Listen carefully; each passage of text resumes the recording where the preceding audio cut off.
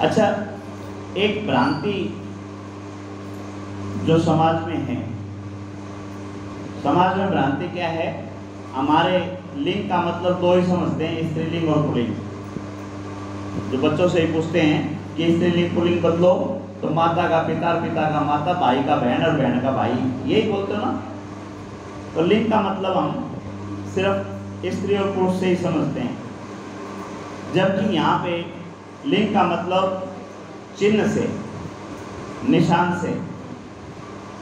जिस प्रकार राम जी की मूर्ति देखते हो तो राम जी की सारी कथा आपको याद आ जाती है। ऐसे ही कृष्ण भगवान की जब मूर्ति देखते हो तो कृष्ण भगवान की सारी मूर्ति आपको याद आ जाती है, सारी जीवनी आपको याद आ जाती है। इसी प्रकार जब शिवलिंग देखते हो तो शिवलिंग देखते ही आपको घटना याद आनी चाहिए। कौन सी घटना याद आनी चाहिए? शिवलिंग का प्रादुर्भाव, शिवलिंग कहाँ प्रकट हुए थे भाई? पहले दिन बताया था ना हमने। हाँ, जब ब्रह्मा जी और विष्णु जी दोनों में विवाद चल रहा था तो महादेव ज्योतिर्लिंग के रूप में, ज्योति के रूप में प्रकट हुए थे, जो ज्योति का स्तंभ दिखाई दिया था। इसलिए शिवलिंग की पूजा की जाती है।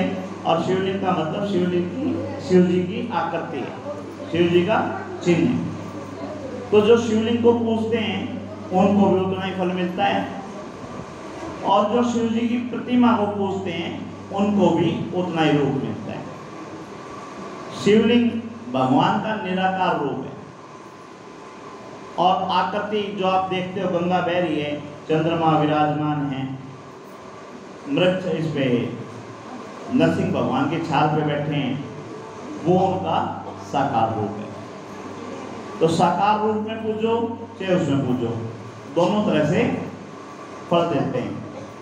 भगवान शंकर की स्थापना का वर्णन हमने बताया था कि ये सर्वज्ञ हैं, इनको किसी चीज़ से परहेज नहीं। इनकी शादी में भी भूत प्रेत सब के सब आए थे, यानी सबके ये इष्ट हैं। तो इनका कहीं पे भी स्थापना आप कर सकते हो। दो प्रकार की मूर्तियां बन सकती हैं, दो प्रकार के शिवलिंग बन सकते हैं, एक चर और एक स्थिर। चर का मतलब जिसको उठा के एक जगह से दूसरी जगह पे लेके जा सको, और स्थिर का मतलब जिसको एक जगह पे स्थापित कर सको। दोनों ही मान्य हैं।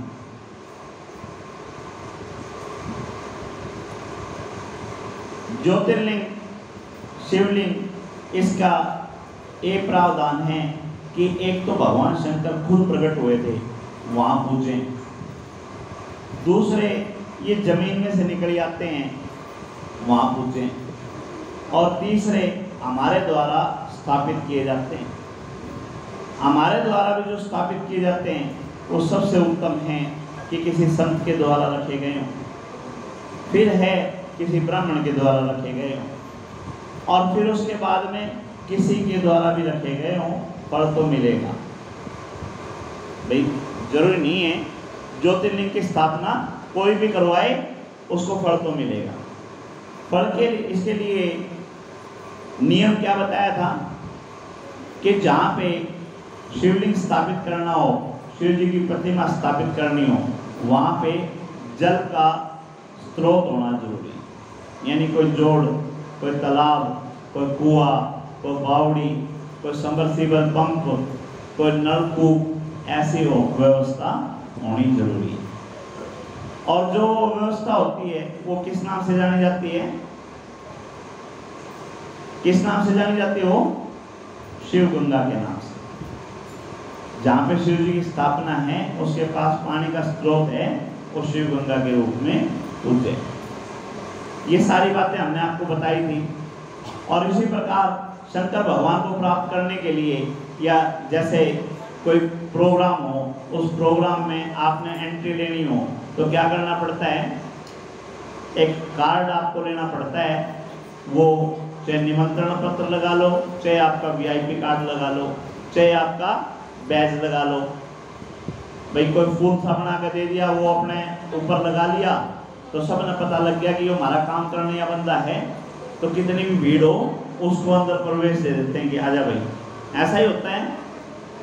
या कोई कार्ड बना रखे हो, कार्ड टांग लो, तो कार्ड टांगने से उस भीड़ में उसको रास्ता दे देते हैं कि आजा भाई। तो महादेव के प्रोग्रामों में शामिल होने के लिए आपको कौन सा कार्ड लेना पड़ता है? कौन सा कार्ड लेना पड़ता है? या तो रुद्राक्ष धारण करो। रुद्राक्ष धारण कर लिया, इसका मतलब ये हो गया आप शिव परिवार का ही हिस्सा हो और आपको रास्ता दे देते हैं कि आ जाओ। और शिव परिवार रुद्राक्ष नहीं मिल रहा तो दूसरा क्या है? दूसरा त्रिपुंड। त्रिपुंड मतलब 3 धारियां आपके मस्तक पे लगी हुई, और उसको लगाने का तरीका क्या बता रखा है? पहले 2 उंगलियों से लगाओ और फिर तीसरी उंगली से लगाओ, ये त्रिपुंड बनता है। यानी जिसको त्रिपुंड लगा हुआ है या जिसने रुद्राक्ष धारण कर रखा है उनको शिव नगरी में एंट्री मिल जाती है। और ऐसे ही गंगा माई का वर्णन भागवत में भी है, शिव पुराण में भी है। गंगा माई का वर्णन क्या आता है? गंगा माई का वर्णन है, महादेव ने महादेवी से बताया कि जो गंगा स्नान के लिए एक पग उठाता है उसका समझो एक हवन हो गया या एक यज्ञ हो गया। अब महादेवी ने कहा इस बात की पुष्टि कैसे हो? तो बोला इस बात की पुष्टि के लिए तू मेरे साथ चल, हम लीला करते हैं। महादेव और महादेवी दोनों गंगा किनारे चले गए, गंगा के घाट पे चले गए जहां मेला लगता है। और महादेव ने महादेवी से वचन ले लिया कि कोई कुछ भी कहे तो गुस्सा मत होइयो भाई, अपना साड़ी रूप मत लेके आना, सौम्य रहना, अपना जो भी हो देखती रही हो बस। बोले ठीक है। महादेव कोड़ी का रूप बना के वहां बैठ गए और महादेव ने महादेवी से कहा कि अब आने वालों को आप बोलो कि अगर कोई अपने 100 यज्ञ का दान, जैसे अपने यहाँ कोई डेथ होती है तो माताएं बछिया के कान में जाके क्या दे के आती है? उनको दान, 11 दान दे के आते हो। इसी प्रकार महादेव ने भी वहाँ पे महादेव के द्वारा कहला दिया कि कोई अगर 100 यज्ञ का दान कर दे तो इसका कोड ठीक हो जाए। अब जितने भी वहाँ आए हुए थे सब ने एक के बाद एक महादेवी के पास आए।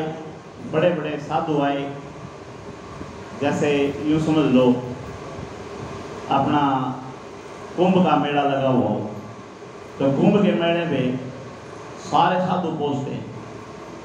ऐसे ही गंगा पे भी कोई मेला लगा हुआ हो तो साधु संत पहुँचते हैं।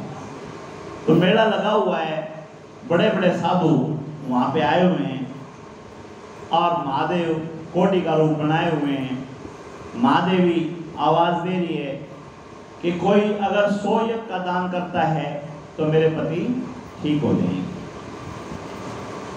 अब जितने मुंह उतनी बात, कोई चुपचाप चला जाता है, कोई हंस के चला जाता है, कोई और वेन करके चला जाता है, और कोई एक आध ऐसे भी आते हैं जो कहते हैं बोला क्यों बावड़ी हो रही है, छोड़ इसने मारे के लिए साथ। ये सारी तरह के मिलेंगे। वहाँ पे एक छोटी उम्र का बच्चा आता है, 30-40 साल का उम्र, 30-35 साल की उम्र का बच्चा आता है और आके कहता है कि अगर इसके 100 यज्ञों के दान से इसका कोड ठीक होता है तो मैं मेरे 1000 यज्ञों का दान इसको करता हूँ। जितने भी वहाँ साधु थे वो हंसने लगे, बोले हवन यज्ञ इतने आसान समझ रहा है क्या भाई? आदमी के जीवन में इतने हवन यज्ञ करना संभव ही नहीं है।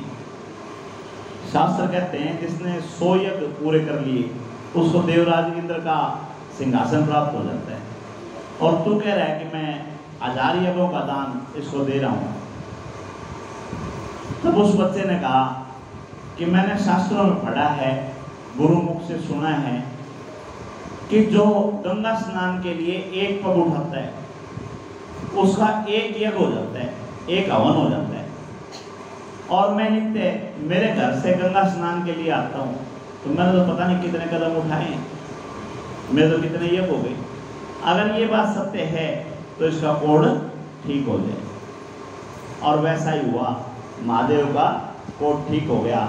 और इस कथा के माध्यम से हमारे को सीख मिल गई कि गंगा के स्नान से या गंगा में स्नान करने के लिए जाने से जितने कदम हम उठाते हैं उतने ही पापों को दूर करते हुए चले जाते हैं। शिव पुराण में एक बात और इसके अंदर लिखी हुई है। इसमें लिखा है कि अगर काग मतलब कौवा, कौवे का वर्णन क्यों आया? पक्षियों में सबसे अदम्य पक्षी काग कहा गया, कौवे को सबसे अदम्य माना गया। और मेरे गुरु शोभागिनी जी से मेरी वार्तालाप हुई तो उन्होंने कहा आज उस कौवे को यूं मान लो कोई जुआरी है, शराबी है, जो हर तरह से धर्म से गिरा हुआ है, जो किसी भी तरह से भाई आदमी कहलाने लायक नहीं है, उसको कौवा मान दो। अगर कौवा भी किसी की हड्डियों को उठा के गंगा में डाल जाता है तो जब तक वो हड्डी उस गंगा के अंदर रहेगी, जब तक उस जीव को स्वर्ग के अंदर स्थान मिलेगा। ये शिव पुराण के अंदर वर्णित है। यही कारण है कि हमारा शरीर पूरा होने के बाद में हम हड्डियां हमारी गंगा में विसर्जन करते हैं। बोलो गंगा मैया की जय। सुना दो एक भजन फिर।